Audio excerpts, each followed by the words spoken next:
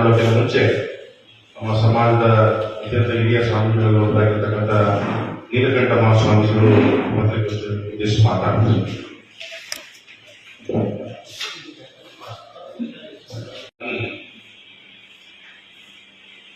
ಅನೇಕ ಹೋರಾಟಗಳನ್ನು ಮಾಡಿ ಆ ಮಗುವಿಗೆ ಸಿಗಬೇಕಾದಂಥ ನ್ಯಾಯಾಲಯದ ಅಡಿಯಲ್ಲಿ ಸಿಗಬೇಕಾದಂಥ ಹೋರಾಟಕ್ಕೆ ಬಹಳಷ್ಟು ನಮ್ಮ ಸಮುದಾಯದ ನಾಯಕರಾಗಿರ್ತಕ್ಕಂಥ ಕೆ.ಪಿ. ನಂಜುಂಡೇಗೌಡರು ಇಷ್ಟು ವರ್ಷಗಳ ಕಾಲ ಹೋರಾಟ ಮಾಡಿ ಆ ಮಗುವಿಗೆ ಒಂದು ಉತ್ತಮವಾದಂಥ ಜೀವನವನ್ನು ಕಲ್ಪಿಸಿಕೊಡ್ಬೇಕು.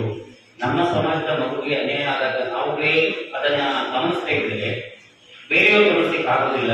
ಆದ್ರಿಂದ ನಾವು ಸಮಾಜದ ಮುಖಂಡರಾಗಿರ್ಬೋದು, ಸಮಾಜ ಸ್ವಾಮೀಜಿಗಳಾಗಿರ್ಬೋದು, ನಾವು ಎಲ್ಲರೂ ಸಹ ಸೇರಿ ಆ ಮಗುವಿಗೆ ಕಾನೂನುಬದ್ಧವಾದ ಅಡಿಯಲ್ಲಿ ಸಿಗಬೇಕಾದಂತ ನ್ಯಾಯಕ್ಕೆ ಹೋರಾಟವನ್ನ ಮಾಡೋದಕ್ಕೆ ನಾವೆಲ್ಲ ಸಿದ್ಧಿದ್ದೇವೆ. ಕರ್ನಾಟಕದ ಸಮಸ್ತ ಸ್ವಾಮೀಜಿಗಳು ಮತ್ತು ಎಲ್ಲ ಮುಖಂಡರು ಆ ಮಗುವಿನ ಪರವಾಗಿ ನಿಂತು ಆ ಮಗುವಿಗೆ ನ್ಯಾಯ ದೊರೆಯುವವರೆಗೂ ನಮ್ಮ ಕಾನೂನುಬದ್ಧವಾದ ಹೋರಾಟವನ್ನು ಮಾಡಲಿಕ್ಕೆ ನಾವು ತಯಾರಿಸಿರ್ತಕ್ಕಂಥದ್ದು. ತಮ್ಮೆಲ್ಲರಿಗೂ ಇದರ ಪರವಾಗಿ ಕಾರ್ಯಕ್ಕೆಂದರೆ ಎಲ್ಲ ಒಂದು ನ್ಯಾಯಾಲಯದ ಹೋರಾಟಕ್ಕೋಸ್ಕರವಾಗಿ ಪತ್ರಿಕೋತ್ಸವ ಬಹಳ ಮುಖ್ಯವಾದಂತಹ ಪಾತ್ರ ವಹಿಸುತ್ತದೆ. ಆದರೆ ತಾವು ಸಹ ನಮ್ಮ ಸಮಾಜದ ಮಗುವಿನ ಒಂದು ಕಾನೂನುಬದ್ಧವಾದಂತಹ ಒಂದು ನ್ಯಾಯ ದೊರಕಲಿಕ್ಕೆ ತಾವೆಲ್ಲ ಪ್ರೋತ್ಸಾಹ ಮಾಡಿ ಸಹಕರಿಸಿರತಕ್ಕಂಥ ಭಾವನೆಗಳಿಗೆ ತಾವೆಲ್ಲರೂ ಒಳ್ಳೆಯದಾಗಿ ನಮೋದಿಸುತ್ತಾರೆ. ಪುತ್ತೂರಿನ ಪೂಜಾ ಆಚಾರ್ಯ ಅವರ ಈ ಪ್ರಕರಣ ವಿಷಯವಾಗಿ ನಾನು ದೊಡ್ಡೇಂದ್ರ ಮಹಾಸ್ವಾಮಿಗಳು ವಿಶ್ವಕರ್ಮ ಯಜ್ಞ ಮಠ ಕಲಬುರಗಿ ಮತ್ತು ಅತಿ ಹಿಂದುಳಿದ ಮಠಾಧೀಶರ ಮಹಾಸಭೆಯ ರಾಷ್ಟ್ರೀಯ ಜಂಟಿ ಕಾರ್ಯದರ್ಶಿಯಾಗಿ ಕಾರ್ಯನಿರ್ವಹಿಸ್ತಾ ಇದ್ದೇನೆ.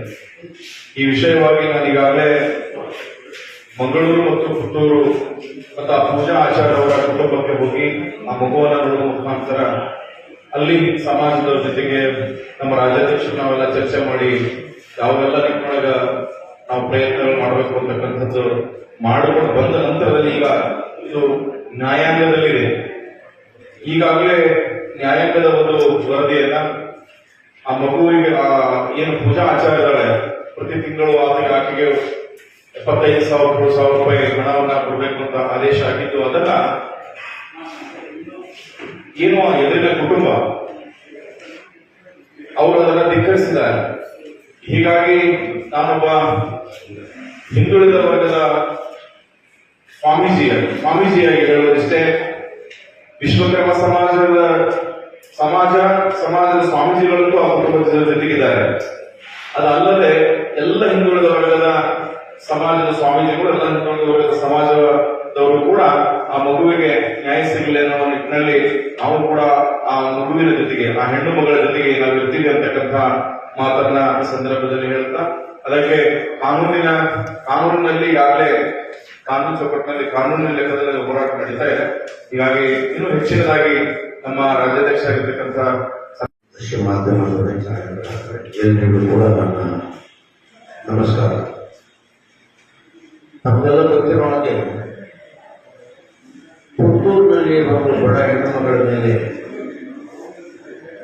ಪುತ್ತೂರಿನ ಪುರಸಭೆಯ ಅಧ್ಯಕ್ಷ ಅವನ ಮಗ ಸೇರಿಕೊಂಡು ಕೃಷ್ಣಾಜಯರಾವ್ ಅನ್ನೋರು ಪೂಜಾ ಆಚಾರ್ಯ ಅವರ ಜೊತೆಗೆ ಅತ್ಯಾಚಾರ ಮಾಡಿ ಒಂದು ಮಗು ಹುಟ್ಟಿಗೆ ಕಾರಣ ಆಗಿ ಅದರ ಮಧ್ಯೆ ಏನೆಲ್ಲ ನಡೀತು ಅಂತ ಇಡೀ ರಾಜ್ಯದ ಚರ್ಚೆಗಳು. ಆ ಸಂದರ್ಭದಲ್ಲಿ ರಾಜ್ಯದಲ್ಲಿ ಹೆಣ್ಣು ಮಕ್ಕಳ ಮೇಲೆ ನಡೀತಾ ಇರೋ ದೌರ್ಜನ್ಯಗಳನ್ನ ಪ್ರತಿನಿತ್ಯ ನೋಡ್ತಾ ಇದ್ರು ಕೂಡ ಒಂದು ಮನೆ ಕೆಲಸ ಮಾಡುವಂತ ಒಂದು ಕುಟುಂಬದಲ್ಲಿ ಅವರಿಗೆ ಬೀಗಾಮ್ ಓದಿದ್ರು ಕೂಡ ಅವರಪ್ಪ ಇವತ್ತಿಗೂ ಕೂಡ ಕೂಲಿ ಕೆಲಸ ಮಾಡ್ತಾ ಇದ್ದಂಥ ಸಂದರ್ಭದಲ್ಲಿ ಇಂಥ ಪ್ರಕರಣ ನಡೆದಾಗ ನಾವೆಲ್ಲರೂ ಸೇರಿ ಆ ಕುಟುಂಬನ ಒಂದು ಮಾಡಬೇಕು, ಅವರ ಜೀವನನ ಒಳ್ಳೆ ರೀತಿಯಲ್ಲಿ ಹೋಗ್ಬೇಕು ಅಂತ ಪುತ್ತೂರು ಹೋಗಿ ಬಹಳಷ್ಟು ಪ್ರಯತ್ನಗಳನ್ನ ನಾನು ಮತ್ತೆ ನಮ್ಮ ಸ್ವಾಮೀಜಿಗಳೆಲ್ಲ ಸೇರಿ ಇನ್ನೇನು ಒಳ್ಳೆ ತೀರ್ಮಾನ ಅಂತಿಮ ಘಟ್ಟಕ್ಕೆ ಬರುವಂತ ಸಂದರ್ಭದಲ್ಲಿ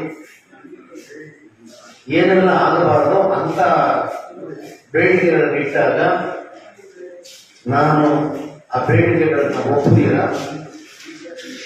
ಯಾವುದೇ ಕಾರಣಕ್ಕೂ ಮಾಡಿರೋ ತಪ್ಪಿಗೆ ಇಬ್ಬರೂ ಕೂಡ ಮದುವೆ ಮಾಡಿಕೊಂಡು ಹುಟ್ಟಿರೋ ಮಗುವಿಗೆ ತಂದೆ ತಾಯಿಗಳಾಗಿ ಬದುಕಬೇಕು ಅನ್ನುವಂತ ಅಂತ ತೀರ್ಮಾನಕ್ಕೆ ನಾನು ಇರ್ತೇನೆ.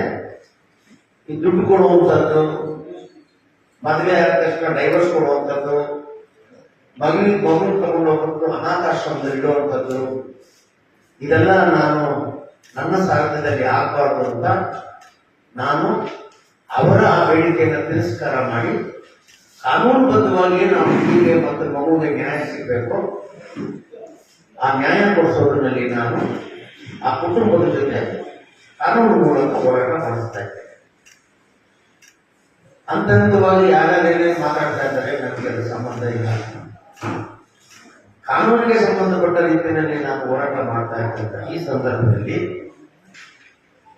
ಆ 3 ಜನ ಕೃಷ್ಣ ಜಯರಾವ್ ಅನ್ನುವಂತ ಏನು ಆರೋಪಿ ಇದ್ದಾನೆ, ಆ ಮಗುವಿನ ತಂದೆಯಾಗಿದ್ದಾನೆ,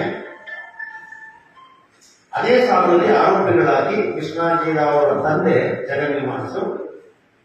ಜಗನ್ನಿವಾಸ್ ಅವರ ಮಗಳು ವೈಷ್ಣವಿ, ಮತ್ತೆ ಆರೋಪಿಯ ದೊಡ್ಡಪ್ಪ, ಈ 3 ಜನ ಆರೋಪಿಗಳು ಹೈಕೋರ್ಟ್ಗೆ ಬರ್ತಾರೆ, ಒಂದು ಸ್ಟೇ ತಗೋತಾರೆ. ನಾವು 4 ಜನ ಚಾರ್ಜ್ ಶೀಟ್ ನಲ್ಲಿ ಇದ್ದೇವೆ, ನಮ್ಮನ್ನ 3 ಜನರನ್ನ ಕೈ ಬಿಡಿ ಅನ್ನೋಂತ ಕೇಸನ್ನ ರಿಟ್ ಹಾಕ್ತಾರೆ. ಅವ್ರಿಗೆ ಸ್ಟೇ ಸಿಗುತ್ತೆ. ಅದನ್ನು ಮುಂದುವರಿಸಿ ನೆಕ್ಸ್ಟ್ ಕೃಷ್ಣಾಜಿಗೆ ಒಂದು ಪ್ರಿಂಟ್ ಹಾಕ್ತಾರೆ, ನಮ್ಮ FIR ಅನ್ನ ಸ್ಮ್ಯಾಶ್ ಮಾಡಿ ಅಂತ.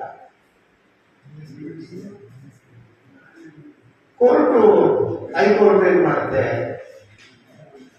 ದೀರ್ಘವಾದಂತ ವಿಚಾರಣೆ ನಡೆಸಿದ್ರೆ ಅದನ್ನ ನೀವೆಲ್ಲರೂ ಇಷ್ಟೊಂದು ನೋಡಿದ್ದೀವಿ. ಇದೇನಿದ್ದಲ್ಲಿ ಯಾರು ಕೊಡದಿರುವಂತ ಒಂದು ಜಡ್ಜ್ಮೆಂಟ್ ಅನ್ನ ನ್ಯಾಯಾಲಯದ ನ್ಯಾಯಾಧೀಶರು ಈ ಪ್ರಕರಣದಲ್ಲಿ ಆರೋಪಿಗೆ ಮತ್ತೆ ಅವರ ಕುಟುಂಬದ ಯಾರೇ ಇದ್ರೂ ಕೂಡ ಮಗುವಿನ ಕಲ್ಯಾಣಕ್ಕಾಗಿ, ಅವರ ಜೀವನೋಪಾಯಕ್ಕಾಗಿ, ಮಗು ಮತ್ತೆ ತಾಯಿಯ ಕಲ್ಯಾಣ ಮತ್ತು ಜೀವನೋಪಾಯಕ್ಕಾಗಿ 1ನೇ ತಾರೀಕಿಗೆ ಈ ಕೇಸ್ ತೀರ್ಪು ಬಂದಾಗ 24/4/2026 1/5/26ಕ್ಕೆ 75,000 ರೂಪಾಯಿನ ನೀವು ಅವರ ಜೀವನ ಕೊಡಬೇಕು. ಪ್ರತಿ ತಿಂಗಳು ಕೂಡ 75,000 ರೂಪಾಯಿಗಳನ್ನ ಕೊಡಬೇಕು. ಆಗ ಕೊಡ್ತೀನಿ ಅಂದ್ರೆ ನಾನು ಈ ಪ್ರಕರಣಕ್ಕೆ ತಡೆ ಕೊಡ್ತೀನಿ ಅಂತ ಹೇಳಿ ಅವ್ರು ಕೊಟ್ಟಿದ ನಂತರ ಸ್ಟೇ ಕೊಡ್ತಾರೆ. ಸ್ಟೇ ಕೊಟ್ಟಂತ ಸಂದರ್ಭದಲ್ಲಿ ಅವರೊಂದು ಅಡ್ಮಿಟ್ ಮಾಡ್ಕೊತಾರೆ. ಆ ಮಗುವಿನ ತಂದೆ ಕೃಷ್ಣಾಜಿರಾವ್ ಮಾತ್ರ ಅನ್ನೋದನ್ನ ಸ್ವತಃ ಅವರು ವಕೀಲರು ಅಲ್ಲಿ ಒಪ್ಕೋತಾರೆ. ಡಿಎನ್ಎನಲ್ಲಿ ಅವರ ಅಪ್ಪನೇ ಕೃಷ್ಣಾಜಿರಾವ್ ಅಂತ ರಿಪೋರ್ಟ್ ಬರೋವರೆಗೂ ಕೂಡ ಆ ಫ್ಯಾಮಿಲಿ ಆ ಮಗುನೇ ನಂದಲ್ಲ ಅಂತ ಇತ್ತು. DNA ಬಂದ ಮೇಲೆ ಆ ಮಗು ನಮ್ದು ಅಂತ ಅಡ್ಮಿಟ್ ಮಾಡ್ಕೊತಾರೆ. ಆಗ ಕೋರ್ಟ್ ಹೇಳುತ್ತೆ, ನಿಮ್ಮಿಬ್ಬರು ಇದಕ್ಕೆ 20 ವರ್ಷದ ಹುಡುಗಿನ ಅವಳ ಕನಸನ್ನ ಚಿತ್ರ ಮಾಡಿಬಿಟ್ಟು ಮಗುನ ಮತ್ತೆ ಮಗಳನ್ನ, ಹೆಣ್ಮಗುನ ನಾವು ನಿರ್ಲಕ್ಷ್ಯ ಮಾಡೋದಕ್ಕಾಗೋದಿಲ್ಲ. ಅವ್ರು 75,000 ರೂಪಾಯಿ ಕೊಟ್ಟರೆ ಸ್ಟೇ ಕೊಡ್ತೀನಿ ಅಂತ ಅದೇ ಪ್ರಕಾರ ಸ್ಟೇ ಕೊಡ್ತಾರೆ. ಆ ಸಂದರ್ಭದಲ್ಲೂ ಕೂಡ ಮಾನ್ಯ ನ್ಯಾಯಾಲಯ ಹೇಳುತ್ತೆ, ಈ ಪ್ರಕರಣ ಒಳ್ಳೆ ರೀತಿಯಲ್ಲಿ ಮುಕ್ತಾಯ ಆಗಬೇಕು ಅಂದ್ರೆ ನೀವು ಮದುವೆ ಮಾಡ್ಕೊಂಡ್ರೆ ಆಯ್ತು ಅಂತ ಅಭಿಪ್ರಾಯ ಪಡ್ತಾರೆ. ನಡೆಯುತ್ತೆ, ಆ ಚರ್ಚೆ ನಡೀತೆ, ನೀವು ನೋಡ್ತೀರಿ, ಯೂಟ್ಯೂಬ್ನಲ್ಲೆಲ್ಲ ನೋಡಿರ್ತೀರ. ಅದು ಮುಂದುವರಿಸಿ ಈ ತರ ಒಂದು ಸ್ಟೇನ ಕೊಡ್ತಾನೆ. ಸ್ಟೇ ಕೊಟ್ಬಿಟ್ಟು ಮುಂದೊಂದು ತಿಂಗಳು 5ನೇ ತಾರೀಕಿಗೆ ಅದು ಡೇಟ್ ಬೆಂಚ್ ಬರುತ್ತೆ. ಅಷ್ಟೊಂದು ಇವರು 1ನೇ ತಾರೀಕಿಗೆ ದುಡ್ಡು ಕಟ್ಟಬೇಕು, 75,000 ರೂಪಾಯಿ ಕಟ್ಟಬೇಕು. ಆದ್ರೆ ಇವತ್ತಿನವರೆಗೂ ಕೂಡ, ಇವತ್ತು ನಾನು ಮುಂದೆ ಕೂತಿರೋ ಈ ಕ್ಷಣದವರೆಗೂ ಕೂಡ ಒಂದೇ ಒಂದು ರೂಪಾಯಿನೂ ಕೂಡ ಆ ಹುಡುಗಿ ಅಕೌಂಟ್ ಹೋಗಿಲ್ಲ. ಆ ಹುಡುಗಿ ಅಕೌಂಟ್ ಮತ್ತೆ ಯಾರು ಗಳಿಸಬೇಕು ಅನ್ನೋದನ್ನ ನಾವು ಆ ಸಂಬಂಧಪಟ್ಟಂತ ಸೀನಿಯರ್ ಕೌನ್ಸಿಲ್ ಯಾರು ಆ ಹುಡುಗನ ಪರ ವಾದ ಮಾಡಿದ್ರು ಅವ್ರಿಗೆ ಕಳಿಸ್ಕೊಟ್ಟಿದ್ದೀವಿ. ಕೋರ್ಟ್ಗೂ ಅದನ್ನ ಮಾಹಿತಿ ಕೊಟ್ಟಿರ್ತೀವಿ. ಇಲ್ಲಿವರೆಗೂ ಕೂಡ ₹1 ಕೊಟ್ಟಿಲ್ಲ. ಅಂದ್ರೆ ಈ ರಾಜ್ಯದಲ್ಲಿ ಬಡತನದಲ್ಲಿರತಕ್ಕಂತಹ ಕೂಲಿ ನಾಲಿ ಮಾಡಿ ಬದುಕನ್ನ ಕಟ್ಕೊಂಡು ಮಕ್ಕಳನ್ನ ಓದಿಸಿ ಇಂಥ ಪ್ರಕರಣಗಳಲ್ಲಿ ಸಿಲುಕಿದ್ರೆ ದರ ನ್ಯಾಯಾಲಯ ಆದೇಶ ಕೊಟ್ಟರು ಕೂಡ ಇಂಥ ದುಷ್ಟರು ₹1 ಕೊಡದಿರ ನಿರ್ಲಕ್ಷ್ಯ ಮಾಡ್ತಾರೆ, ಕೋರ್ಟ್ ಆದೇಶವನ್ನು ಧಿಕ್ಕರಿಸ್ತಾರೆ ಅಂತ ಅಂದ್ರೆ ಇವ್ರು ಎಷ್ಟು ಮಟ್ಟಿಗೆ ಕಾನೂನನ್ನ ಬೆಲೆ ಕೊಡ್ತಾ ಇರೋದನ್ನ ಈ ಸಂದರ್ಭದಲ್ಲಿ ನೀವು ಗಮನಕ್ಕೆ ತರ್ತೇನೆ. ರಾಜ್ಯದ ಜನತೆ ಗಮನಕ್ಕೆ ಇಂಥ ಪ್ರಕರಣಗಳಲ್ಲಿ ಇವತ್ತು ಲಿಟರಲ್ಲಿ ಮಗು 10 ತಿಂಗಳು ತುಂಬೋಯ್ತು, ಇನ್ನೂ ನಾಮಕರಣ ಮಾಡಿಲ್ಲ. ಇನ್ನೂ ದುರಂತ ಏನಂತ ಹೇಳಿದ್ರೆ DNA ಅವರ ಅಪ್ಪನ ಆ ಮಗು ತಂದೆ ಕೃಷ್ಣ ಜೆ ರಾವ್ ಅಂತ ರಿಪೋರ್ಟ್ ಬಂದು ಕೋರ್ಟ್ನಲ್ಲಿ ಅವರೇ ಒಪ್ಪಿಕೊಂಡ್ರು ಕೂಡ ಪುತ್ತೂರು ಪುರಸಭೆಯಲ್ಲಿ ಅರ್ಜಿ ಕೊಟ್ರೆ ಆ ಮಗುವಿನ ತಂದೆ ಕೃಷ್ಣ ಜೆ ರಾವ್ ಅಂತ ಸೇರಿಸಿ ಕೊಟ್ರೆ ಇವತ್ತರೆಗೂ ಅವ್ರ ತಂದೆ ಹೆಸರನ್ನ ಅಪ್ಲಿಕೇಶನ್